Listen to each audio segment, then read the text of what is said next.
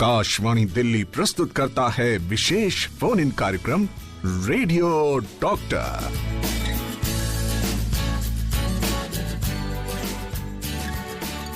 नमस्कार, good afternoon और बहुत बहुत स्वागत है आप सभी का आज के रेडियो डॉक्टर में। तो दोस्तों, महिला दिवस बहुत नज़दीक आ रहा है, करीब आ रहा है और महिला सप्ताह मनाते हैं 1 से 8 मार्च तक। तो इसको मद्देनज़र रखते हुए आज का जो हमारा टॉपिक है थोड़ा सा महिलाओं से रिलेटेड तो है ही, इनफर्टिलिटी एंड सरोगेसी।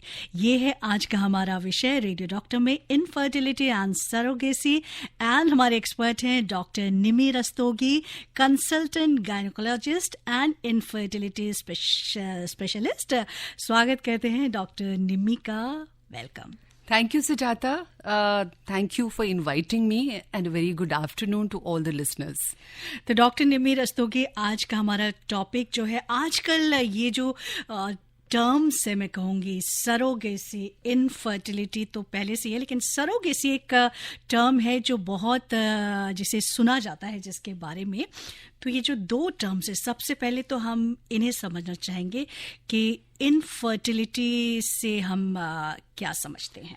सुजाता, अगर आम इंसान की भाषा में मैं आपको बताऊं तो इनफर्टिलिटी का मतलब है कि एक ऐसा जोड़ा या कपल जिसकी शादी हो चुकी है और 1 साल के बाद भी, तब जब वो कोई गर्भ निरोधक यूज नहीं कर रहे हैं, उसके बाद भी अगर नेचुरल तरीके से महिला गर्भधारण नहीं कर पाती है तो उसको इनफर्टिलिटी कहा जाता है। पर थोड़ी सी डेफिनेशन यहाँ मैं मॉडिफाई करना चाहूंगी। अगर आपकी लेट मैरिज हुई है और 6 महीने तक बिना किसी गर्भ निरोधक के बाद भी आप मां बनने में सफल नहीं हो पा रही हैं तो उसको भी इनफर्टिलिटी कहा जाएगा।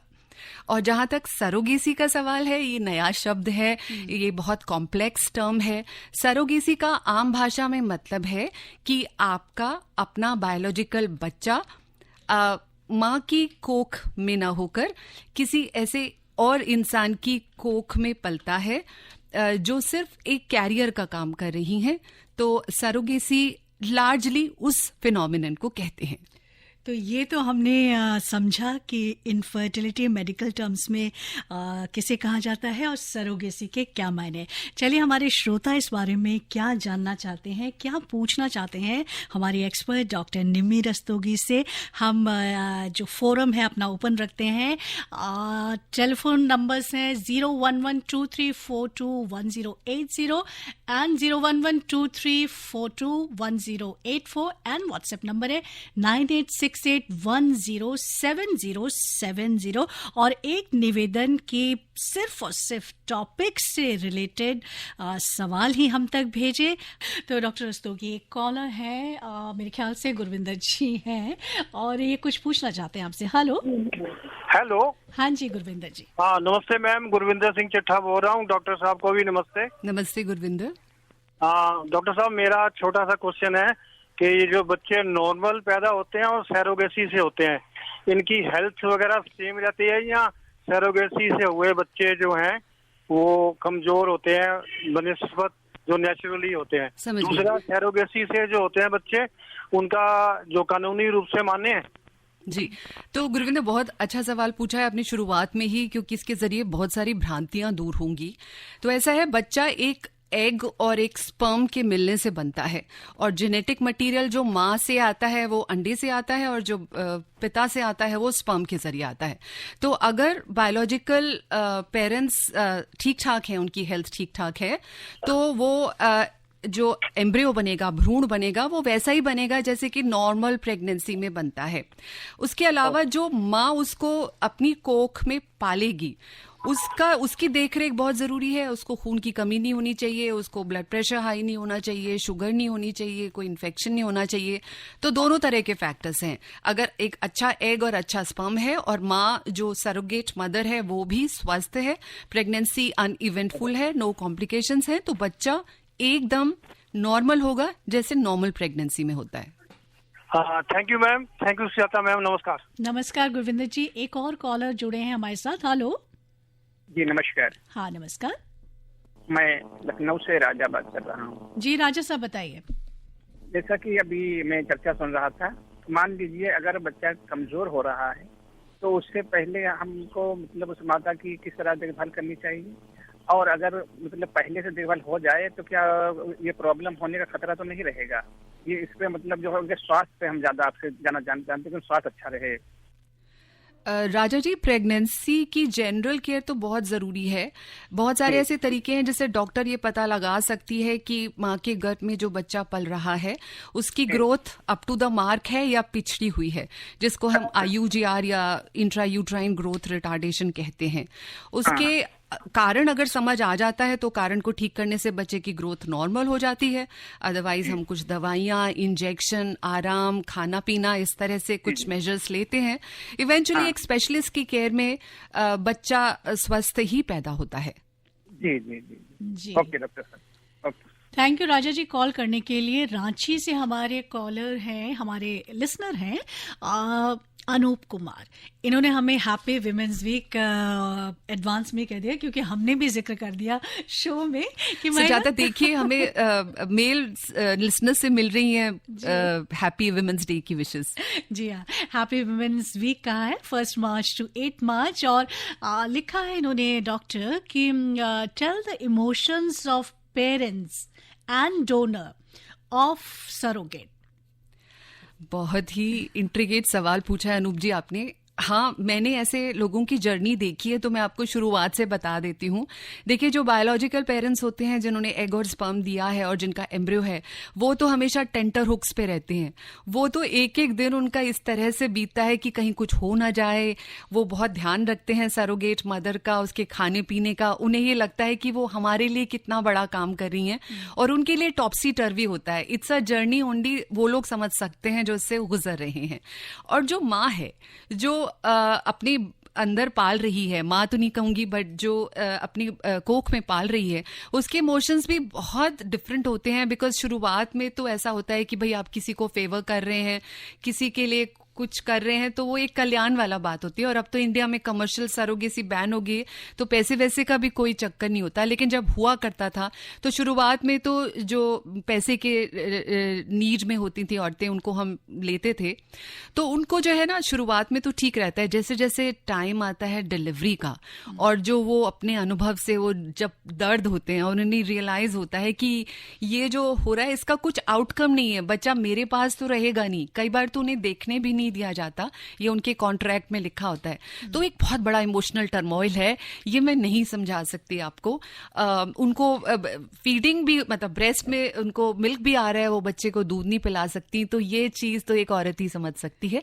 पर हाँ, ये कॉन्ट्रैक्ट होता है, इसको हमें ऑनर करना ही पड़ता है। कई बार ऐसा तो नहीं होता डॉक्टर निम्मे कि जब लास्ट में आफ्टर डिलीवरी दो सरोगेट मदर है कि नहीं, मैं अपना बच्चा नहीं दे सकती?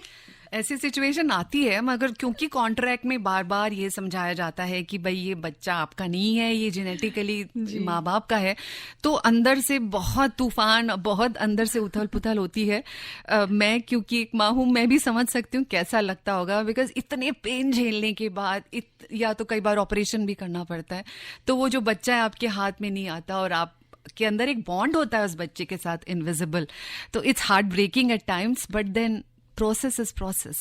अच्छा डॉक्टर निम्मी, चाहे कुछ टेक्निक साइंस बहुत उन्नत हो गई है आजकल, और सरोगेसी एक ऑप्शन है जिसके द्वारा इनफर्टिलिटी को दूर किया जा सकता है, या जो माता पिता बच्चा चाहते हैं और नहीं हो पा रहा है तो इस ऑप्शन के द्वारा बच्चा प्राप्त कर सकते हैं। लेकिन किस कंडीशन में आके ये फैसला लेना चाहिए, क्योंकि ट्रीटमेंट के बहुत सारे ऑप्शंस उपलब्ध हैं इनफर्टिलिटी को दूर करने के लिए। तो is surrogacy the last option? It's one of the last options. Infertility बहुत माइल्ड से बहुत सीवियर रेंज में हो सकती है।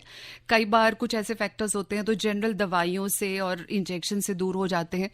तो कई बार तो हम रियश्योर करते हैं और उन्हें फर्टाइल फेज समझाते हैं कि भाई इन दिनों साथ रहो, इन दिनों अंडा बन रहा है, तो उसी से ठीक हो जाते हैं। तो अगर हम 10 केसेस का लें आपको, तो 4 से 5 लोगों में तो कोई इलाज की जरूरत ही नहीं पड़ती है। कुछ केसेस ऐसे होते हैं, आप जैसे 20% इनफर्टिलिटी की इंसिडेंस है, तो 10 में से 2 केसेस तो ऐसे होंगे ही होंगे जिनको फर्दर इलाज की ज़रूरत है। उनको हम आर्टिफिशियल रिप्रोडक्टिव टेक्निक जो होती है उस पर रखते हैं, अंडा बनता है उनका, फिर फॉलिकल मॉनिटरिंग होती है, फिर रप्चर करने के लिए दिया जाता है, फिर वो IUI और IVF जैसे प्रोसीजर्स होते हैं। तो सबको ज़रूरत नहीं पड़ती IVF की, IUI में ही कुछ लोग सफल हो जाते हैं। तो ये एक लंबी जर्नी है। और मैं आपको ये बताना चाहूंगी कि इंडिया में इनफर्टिलिटी साइंसेस बहुत एडवांस्ड है। हम लोग बिल्कुल at par with global standards हैं, हमारी सक्सेस रेट बहुत हाई है। तो जो भी इनफर्टाइल कपल हैं, please don't lose hope, we have lot waiting for you in terms of options. हमारे साथ एक कॉलर जुड़ चुके हैं। हेलो, देखभाल कैसे करनी चाहिए, डाइट वगैरह क्या होनी चाहिए? हाँ, आपका सवाल हम पूरी तरह से नहीं सुन पाए हैं। अपना नाम हाँ, रघुविंदर जी बोल रहे हैं शायद। हेलो। हेलो। हाँ, रघुविंदर जी बताइए। हाँ जी, पहले तो सुजाता मैडम जी को हाथ जोड़ के नमस्कार। नमस्कार, नमस्कार, बताइए। निम्मी मैडम को सादर प्रणाम। जी प्रणाम। और नारी शक्ति को सलाम। इंटरनेशनल वुमेन डे की एडवांस में शुभकामनाएं। Thank you so much. मैं ये पूछना चाहता हूँ कि जो बच्चे नैरोगेसी से होते हैं, सैरोगेसी, तो उनकी केयर करने के लिए ज्यादा ध्यान देना पड़ता है या कि नॉर्मल जैसे दूसरे बच्चे होते हैं उनकी तरह करते हैं वो? सुजाता, ये भी बहुत अच्छा सवाल है, रेलेवेंट भी है। देखिए, सरोगेसी को हम हाई रिस्क प्रेगनेंसी की कैटेगरी में ले लेते हैं, चाहे जो सरोगेट मदर है वो नॉर्मल है कि नहीं है। बट यहाँ हम बहुत फूक फूक के कदम रखते हैं, बिकॉज इतनी मेहनत के बाद, इतने सारे इंटरवेंशन के बाद सरोगेसी में प्रेगनेंसी प्रोग्रेस करती है। तो हम उनका रेगुलर चेकअप नॉर्मल से ज़्यादा करना पसंद करते हैं। उनके खाने पीने का, उनके टेस्ट का, जो इंजेक्शंस लगते हैं, उनकी जो सोनोग्राफी होती है, वो सारी चीज़ें हम बिल्कुल टाइट रखते हैं। लाइक एक भी चेकअप मिस नहीं करना है।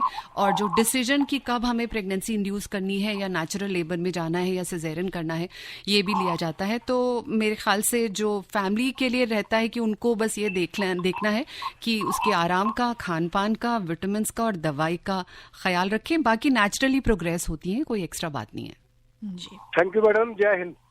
थैंक यू रघुविंदर जी। और पटना से निशा जी का सवाल है डॉक्टर, इन्होंने एक थोड़ा सा हटकर है इनका सवाल कि जिन लड़कियों को PCOD की प्रॉब्लम है, क्या उनको बेबी होने में कुछ प्रॉब्लम होती है?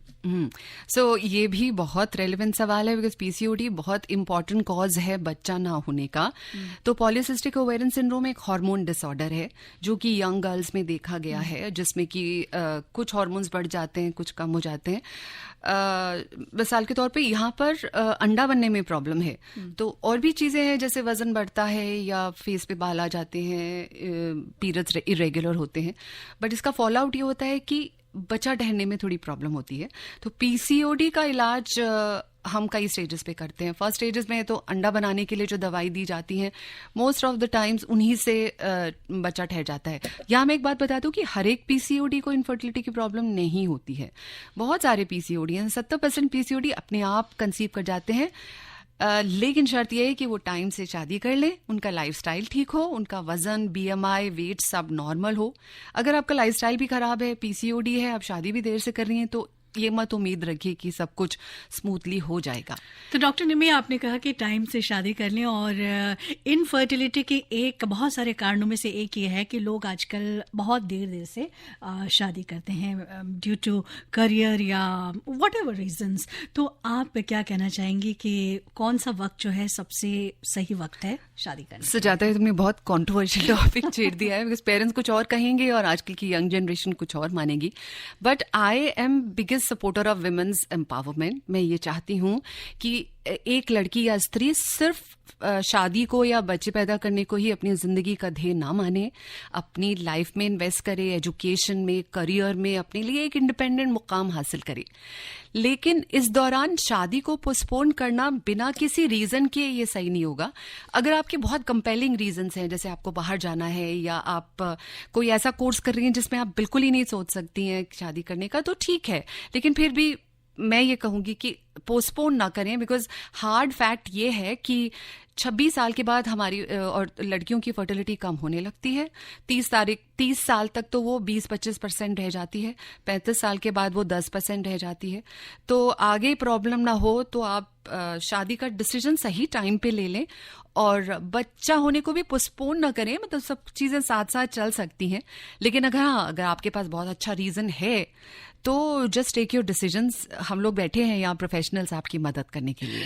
Thank you so much, that was a very very good answer doctor Nimi. और एक क्वेश्चन सरोगेसी से रिलेटेड, और हमारे एक लिसनर है स्टीव, कहाँ से इन्होंने नहीं लिखा है, बट डॉक्टर निमी इन्होंने स्टेप बाय स्टेप बहुत ही रेलिवेंट क्वेश्चंस ही हैज आस्क्ड। इन्होंने लिखा, what happens if surrogate mother refuses to hand over the child?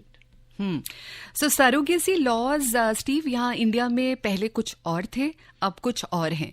आपका सवाल प्रिसाइजली अगर मैं कहूँ तो जैसे मैं बता चुकी हूँ, कॉन्ट्रैक्ट होता है। You can not go against a contract, नहीं तो फिर लीगल हैसल्स होती हैं। सरोगेसी पहले जो था 2002 में ये स्टार्ट हुआ था, इसको अलाउ किया गया था। फिर 2002 में, फिर 2008 में ये हुआ कि कमर्शियल सरोगेसी हम अलाउ कर देते हैं। कमर्शियल सरोगेसी क्या है कि किसी ऐसे व्यक्ति को जो आपसे रिलेटेड नहीं है उसको आप पैसे देके अच्छी तरह से मेडिकल सुपरविजन में आप उसकी कोख में अपना बच्चा बड़ा कर सकते हैं। लेकिन अभी 2016-17 में ये रूल्स चेंज हो गए हैं। अब कमर्शियल सरोगेसी इंडिया में पूरी तरह से बैन है। सिर्फ ह्यूमैनिटेरियन और एल्ट्रुइस्टिक ग्राउंड्स पर आप अपने ब्लड रिलेटिव को सरोगेट मदर की तरह से चूज कर सकते हो।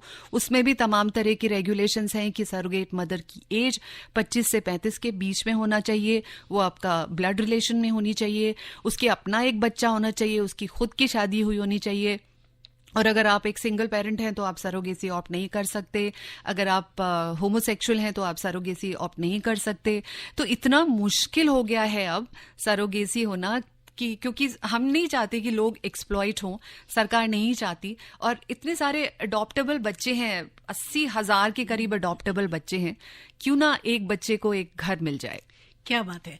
डॉक्टर निमी, इन्होंने कहा है कि वैसे आपने जो जवाब दिए उसमें इनका आंसर आ गया था, what if the surrogate mother runs away?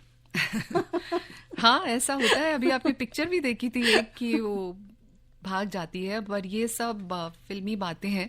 भाग के कहाँ जाएंगे? जब लीगल कॉन्ट्रैक्ट है तो लीगल कॉन्ट्रैक्ट है। हाँ, अगर माँ बाप उसको रेलिंक्विश कर दें कि हम देते हैं इनका बच्चा, तो वो उनके अपने आपस की समझौता है। हम लोग कुछ नहीं कर सकते उसमें। It's their choice. एंड इनका जो लास्ट सवाल है, सरोगेसी को लेकर अभी भी लोगों में बहुत सी भ्रांतियां हैं, लोग ठीक से शायद नहीं समझते कि व्हाट इज सरोगेसी। इन्होंने लिखा है कि in surrogacy does the husband has to sleep with the surrogate mother? If yes, then what happens to the trust and Fidelity?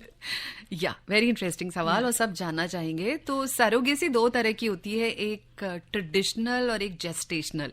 Traditional surrogacy mostly नहीं होती है, in the sense that husband ठीक ठाक है, उनका स्पर्म ठीक ठाक है, तो he kind of sleeps with the other woman, जिसकी वूम भी, मतलब बच्चेदानी भी ठीक है, उसका अंडा भी बन रहा है, but this woman is not his wife और हिज पार्टनर। तो वो चीजें अब नहीं होती हैं। अब जो है जेस्टेशनल सरोगेसी होती है कि हमने हस्बैंड का स्पर्म मतलब सीमन सैंपल लिया, उसके बाद या तो हम आर्टिफिशियली इनॉक्यूलेट कर देते हैं with in 30 to 45 minutes after processing it in the lab, या फिर हम उसका IVF कर लेते हैं। इसमें से एक स्पर्म निकाल के एग के साथ फर्टिलाइज करा के उसको हम एम्ब्रियो को या ब्लास्टोसिस्ट को राइट टाइम पे सरोगेट में इम्प्लांट कर देते हैं। तो वो जो फिजिकल इंटीमेसी वाली बात है वो कहीं आती नहीं है। बट हाँ, ये मैं कहूंगी कि थोड़े से इमोशनल बॉन्ड जुड़ जाते हैं फादर के उस वुमन के साथ, but that's transient and that's to each his own. Hello hello hello, हाँ, कौन सा बोल रहे हैं? जी, मैं चंदन बात कर रहा हूँ। चंदन जी, बताइए। जैसे पत्नी का स्वास्थ्य या खून की कमी है तो क्या वो गर्भ धारण कर सकती है? खून की कमी गर्भ धारण करने का कोई बहुत बड़ा रीजन नहीं है। खून की कमी बहुत आसानी से ठीक हो सकती है, ये एक बहुत बड़ा कारण नहीं है। लेकिन हाँ, अगर खून की कमी प्रेग्नेंट वुमन में हो तो बच्चे पे बुरा असर पड़ सकता है। अच्छा। श्रीनगर से एक मैसेज है मोहम्मद इब्राहिम साहब का, लिखा है, what are the main reasons of infertility in the present scenario? Sujata, आगे बढ़ने से पहले दो चीजें। एक तो आपको कॉम्प्लीमेंट, आप बहुत अच्छे गाने बजा रही हैं, ये सब मुझे बहुत पसंद है। और दूसरा, अपने लिसनर्स को कॉम्प्लीमेंट कि बहुत इंटेलिजेंट और सटीक सवाल पूछ रहे हैं। तो मैं पहले कहना चाहूंगी कि ये डॉक्टर निम्मी रस्तोगी के पसंद के गाने हैं। And let me tell you, जितने भी गाने हैं इमोशनली कितना ज़्यादा सटीक बैठते हैं। हमारा जो आज का टॉपिक है सरोगेसी पर, because the surrogate mother, she is also emotionally involved, and the parents. Absolutely. This is an emotional topic. जी, इब्राहिम साहब ने जो सवाल पूछा है कि इनफर्टिलिटी के कारण क्या है, बहुत सारे हैं। या तो वो पुरुष से संबंधित हो सकते हैं, महिला से, या फिर दोनों से। देखा गया है कि 30 से 40% कॉजेज महिला की वजह से होते हैं, 18 से 20% पुरुष की वजह से, और जो बाकी रह जाते हैं वो दोनों की वजह से। अब महिला की बात लें तो उसमें hormone imbalance, PCOD, endometriosis, thyroid problem, infection, PID, तमाम तरह की चीज़ें हैं। स्ट्रेस भी है, ओबेसिटी है, faulty lifestyle, late marriage, smoking वगैरह वगैरह, या रिपीटेड अबॉर्शन। पुरुष में आ जाएं तो थोड़ा सा कम है लिस्ट। पुरुष में या तो सर्जिकल प्रॉब्लम्स होती हैं, वेरिकोसील है, या स्पर्म काउंट कम है, डायबिटीज़ हो सकती है पुरुषों को, उसकी वजह से उनकी फर्टिलिटी कम हो जाती है, यूरोजेनिटल इन्फेक्शंस हैं, अनडिसेंडेड टेस्टिकल्स हैं, या सेक्सुअल डिसफंक्शंस हैं। लेकिन इन सब कैटेगरी से बड़ी एक कैटेगरी है अननोन, अनएक्सप्लेन। इतनी सारी रिसर्च के बाद भी कुछ फैक्टर्स ऐसे हैं जो हमें पता ही नहीं है, हम उसको ये कहते हैं कि इम्यूनोजेनिक है या अननोन, अनएक्सप्लेन्ड है। तो ऐसे केसेस का इलाज थोड़ा सा मुश्किल होता है, बट इसका डायग्नोसिस भी बाय एक्सक्लूजन होता है। एक कॉलर है। हेलो। हाँ मैडम, मैं वेस्ट बंगाल से इमदादुल बोल रहा हूँ। हाँ, क्या पूछना चाहते हैं? जी मैम, पहले प्रेगनेंसी में पहले का रिपोर्ट सही आया, अभी जो रिपोर्ट किया 8वां महीना चल रहा है, उसमें शुगर बढ़ रहा है, क्या करेगा? इसको जेस्टेशनल डायबिटीज कहते हैं। अगर शुगर बढ़ रहा है तो उसमें 2-3 टेस्ट है, जीटीटी है, देखने के लिए कि खाना खाने के बाद 1 घंटे बाद, 2 घंटे बाद, 3 घंटे बाद कितनी है, और कहीं बच्चे पर असर तो नहीं पड़ रहा है। तो उसके लिए दवाइयाँ होती हैं, डाइट मैनेजमेंट होता है, और फाइनली अगर इन सब से नहीं मैनेज होता है तो हम इंसुलिन देते हैं। प्लीज एक अच्छे डॉक्टर से संपर्क कीजिए, ये लाइफ थ्रेटनिंग हो सकता है बच्चे के लिए। जी डॉक्टर ने, मैं एक मैसेज आया था जो मैं ढूंढ नहीं पा रही हूँ, बट उनका क्वेश्चन ये था कि क्या ये पॉसिबल है कि सरोगेट मदर से कोई ब्लड रिलेटेड या जेनेटिक डिजीज बेबी को पास ऑन हो जाए? Very legitimate question, I must say. ऐसे होता है कि जब एग और स्पर्म बायोलॉजिकल मदर का है तो वो जो उनका जेनेटिक मटेरियल है वो तो वही होगा। अगर वो कोई डिजीज कैरी कर रहे हैं जो कि उन्हें भी पता नहीं है, थैलेसीमिया है या कोई और प्रॉब्लम है, तो वो इवेंचुअली बच्चे में आई जाएगी, बिकॉज बायोलॉजिकली वो उनका एम्ब्रियो है। लेकिन हाँ, जो माँ उसको पालेगी अपनी उट्रस में, उसका हम कैंडिडेट सिलेक्शन के टाइम पर सारे चेकअप्स कर लेते हैं। इनफैक्ट आजकल गवर्नमेंट ऑफ इंडिया की गाइडलाइंस ये है कि किसी भी प्रेगनेंसी में हमें HIV, hepatitis B, hepatitis C, VDRL ऐसी चीजें रूल आउट करनी होती हैं कि कहीं कोई ब्लड रिलेटेड इन्फेक्शन तो नहीं है। तो एक बार हम सारे टेस्ट कर लेते हैं, फिर हमें आश्वस्त हो जाते हैं, तभी उसके बाद ही सरोगेसी की शुरुआत होती है। जी, दिनेश गुप्ता फ्रॉम साहिबगंज, इन्होंने लिखा है कि मेरे विचार से बिना कारण सरोगेसी की इजाजत बिल्कुल नहीं मिलनी चाहिए।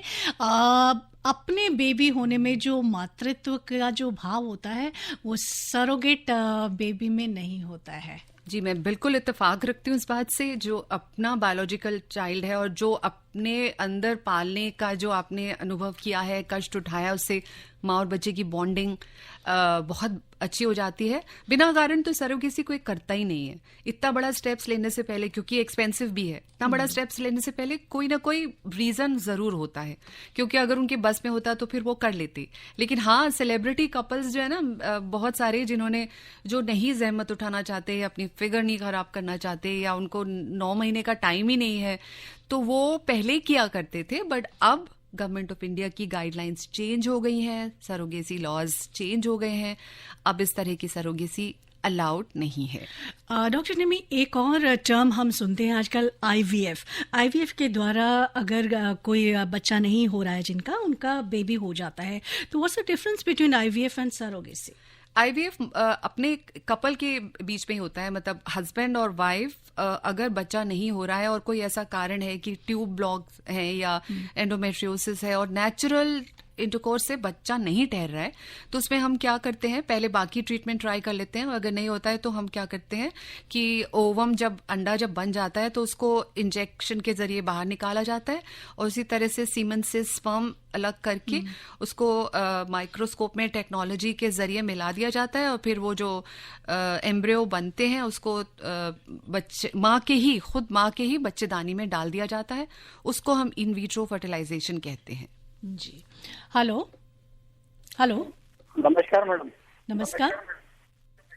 मुंबई से बोल रहा हूँ मैं। हाँ, मुंबई से कौन सा बोल रहे हैं? चंद्रभान। जी चंद्रभान जी, बताइए। जिसको थायराइड होता है उसको बच्चा नहीं होता है क्या? नहीं, ऐसा नहीं है। थायराइड एक कारण है इनफर्टिलिटी का, बट सॉफ्ट रीजन है, मेन रीजन नहीं है। लेकिन अगर अनकंट्रोलेबल थायराइड हो तो ऐसा हो सकता है कि अंडा ना बने और स्पर्म हेल्दी ना हो, और थायराइड का तो बहुत आसानी से इलाज हो सकता है। ये फिर से बताइए मेरे को। थायराइड एक बहुत बड़ा कारण नहीं है इनफर्टिलिटी का। भेजने वाले ने अपना नाम नहीं लिखा है मैम, इन्होंने लिखा है कि इनकी शादी को 4 साल हो गए हैं और अभी तक कंसीव नहीं कर पाई हैं। आप डेफिनेटली किसी स्पेशलिस्ट के पास जाइए। 4 साल बहुत बड़ा पीरियड होता है। अपने आप को चेक कराइए, हो सकता है कोई बहुत छोटा सा कारण हो। और ART नाम की एक टेक्निक होती है, असिस्टेड रिप्रोडक्टिव टेक्नोलॉजी, उससे आप माँ बन सकती हैं। जी। मनोहर लाल गांधी जी ने गाजियाबाद से लिखा है कि बहुत ही उम्दा टॉपिक पर चर्चा हो रही है, सरोगेसी। सालों पहले बच्चे के ना होने से अनगिनत परिवार जो कपल्स होते थे दुखी परेशान रहते थे, मगर आज विशेष तकनीक द्वारा घर परिवार में खुशी का प्रकाश जो है वो फैल रहा है। आज के खास विषय पर चर्चा के लिए रेडियो डॉक्टर FM रेनबो की सारी टीम को बहुत बहुत धन्यवाद। Thank you. तो डॉक्टर निम्मी, हम आज एक बहुत ही महत्वपूर्ण टॉपिक पर यहाँ पर चर्चा कर रहे हैं, और जैसे कि मैंने शुरू में कहा कि महिला सप्ताह को देखते हुए हमारा जो टॉपिक है वो बहुत हद तक मातृत्व से जुड़ा हुआ है। मैं यहाँ पर बताना चाहूँगी कि डॉक्टर निम्मी ने एक बहुत अच्छी किताब भी लिखी है जो विमेन रिलेटेड है और अदर देन मेडिकल इश्यूज, तो उसके बारे में कुछ चर्चा करेंगी। देखिए, 20-22 साल हो गए मुझे प्रैक्टिस में, और जब विमेन मेरे पास अपनी समस्या लेके आती हैं तो एक तो क्लिनिकल साइड होती है और एक उनकी इमोशनल साइड होती है। वहां जो मैंने स्ट्रेंथ देखी है स्पेशली महिलाओं में, तो मैं उनकी फैन बन चुकी हूँ। किस तरह से वो एक्स्ट्रा ऑर्डिनरी सिचुएशन में अपने आप को संभाल लेती हैं, दूसरों को भी संभालती हैं, गलतियां करती हैं लेकिन फिर गलतियों को भी सुधार लेती हैं। तो ये किताब जो है from the chambers of a south Delhi gynaecologist, ये उसी के बारे में है। शॉर्ट स्टोरीज हैं, आप इसे सच्ची कहानियां है, सच्ची कहानियां। एक्चुअली आइडेंटिटी तो ऑब्वियसली मैं नहीं बता सकती, I am bound by ethics, but हाँ, ये इंस्पायर्ड है मेरे रियल लाइफ एक्सपीरियंस से। डॉक्टर निम्मी, बहुत सारे हमारे लिसनर्स ने आपका कॉन्टैक्ट नंबर मांगा है। खैर, यहाँ पर हम डॉक्टर निम्मी का पर्सनल कॉन्टैक्ट नंबर तो नहीं दे सकते, लेकिन ये जानकारी डॉक्टर निम्मी ज़रूर दे सकती है हमारे लिसनर्स को कि अगर वो सरोगेसी से रिलेटेड कोई भी जानकारी चाहते हैं तो हमारे जो सरकारी अस्पताल हैं वहाँ पर किस तरह की सुविधा उपलब्ध है और ऑनलाइन कैसे इसकी जानकारी प्राप्त की जा सकती है। हर एक सरकारी हॉस्पिटल में गायनी एंड ऑब्स्टेट्रिक्स का डिपार्टमेंट होता है। आप वहां जाकर किसी भी सीनियर डॉक्टर से बात कीजिए, वो आपको सरोगेसी लॉज के बारे में बताएंगी। और अगर आप गूगल पे जाके सर्च कर सकते हैं तो आप सरोगेसी ड्राफ्ट बिल भी पढ़ लीजिए, उसमें सब कुछ बिल्कुल क्लियर हो जाएगा। और साथ ही फर्टिलिटी क्लिनिक्स होते हैं जिनको स्पेशली रजिस्टर किया जाता है, जो कि जिसकी एक प्रॉपर ओवरलुक करने के लिए एक ऑर्गेनाइजेशन होती है। तो किसी भी फर्टिलिटी क्लिनिक में, not gynae clinic, fertility clinic में जाकर, जो कि प्राइवेट भी हो सकते हैं वो और सरकारी भी, वहां जाकर आप ये जानकारी हासिल कर सकते हैं। जी। यमुनानगर हरियाणा से भोला जी का सवाल है मैम कि इनकी एक 18 साल की बच्ची है, लेकिन उसके बाद इनका आगे कोई बच्चा नहीं हुआ है। बहुत सारे इन्होंने एग्जामिनेशन टेस्ट करवाए लेकिन कोई फायदा नहीं हुआ है। 18 साल की बच्ची है तो मैं मान के चल रही हूँ कि आपकी उम्र भी बहुत ज्यादा कम नहीं होगी, तो अब या तो आप अपना इलाज कराएं, बिकॉज सरोगेसी आपके लिए नहीं है। सरोगेसी लॉज में अगर आपका एक भी बच्चा है, चाहे वो लड़की है लड़का है, तो आप दूसरे के लिए एंटाइटल्ड नहीं हैं। इलाज कराइए, क्या पता अभी भी चांस है कि आप IVF के जरिए आप और आपकी पत्नी बच्चा पैदा कर सकते हैं। जी। हेलो सुजाता जी नमस्कार। हाँ नमस्कार, बताइए। धर्मवीर जी। रणवीर गांधीनगर दिल्ली से बोल। डॉक्टर साहब, ये सिमंस बैंक के बारे में बताएं। और ये सुना है कि अगर बच्चा किसी को माता को चाहिए, अगर वो चाहती है कि मेरा बच्चा की नीली आंखें हो, भूरी आंखें हो, ऐसे भी सुनने में आया कि वो अपनी चॉइस से, ये कानूनन होता है क्या? जी नहीं, अब ये कानून वापस ले लिया गया है। अब ऐसा नहीं हो सकता। आप एग डोनेट नहीं कर सकते, स्पर्म डोनेट नहीं कर सकते। अब आपको अपनी ही फैमिली के अंदर से आप एग ले सकते हैं। और मतलब you can not buy these things. Commercial चीजें नहीं हो सकती। और वैसे भी शुरू में भी अनएथिकल ही था कि आप बच्चे की फिजिकल फीचर्स को सेलेक्ट कर सकें। No, it's not possible. तो ये कुछ कानून का जिक्र छेड़ा डॉक्टर निमी, तो प्रोग्राम का एंड हम इसी से करेंगे कि what are the surrogacy laws. Surrogacy law, जैसे मैंने बताया, 2002 में सरोगेसी अलाउड हुई थी इंडिया में। उसके बाद सरोगेसी क्लाइमेट इंडिया में बहुत अच्छी थी। आप यकीन मानेंगे $400 मिलियन का इंडिया में सरोगेसी का टर्नओवर था। There are 4,000 clinics actually. But 2016 में चेंज हो गया। कमर्शियल सरोगेसी बैन हो गई है, अल्ट्रुइस्टिक सरोगेसी है। तो हम एथिकल ग्राउंड पर सरोगेसी करते हैं। ये सुपरविजन में हो सकता है, आप अपने आप डिसाइड नहीं कर सकते। इसकी बहुत स्ट्रिक्ट मॉनिटरिंग होती है। So it's not a matter of joke. It's not matter of joke. तो doctor Nimmi, thank you so much हमारे साथ जुड़ने के लिए और इतने इम्पॉर्टेंट टॉपिक पर। मेरे ख्याल से आज पहली बार हमने इस टॉपिक को कवर किया है। हमें इतनी सारी जानकारी देने के लिए thank you so much. And आपकी पसंद के इस गाने के साथ हम श्रोताओं से इजाजत लेंगे। फिल्म इजाजत का ये गीत। Thank you so much, Dr. Nimmi Rastogi, who was our expert, consultant gynecologist and infertility specialist. अभी आप आकाशवाणी दिल्ली से विशेष फोन इन कार्यक्रम रेडियो डॉक्टर सुन रहे थे। कार्यक्रम की प्रस्तुतकर्ता थी शालिनी मित्तल।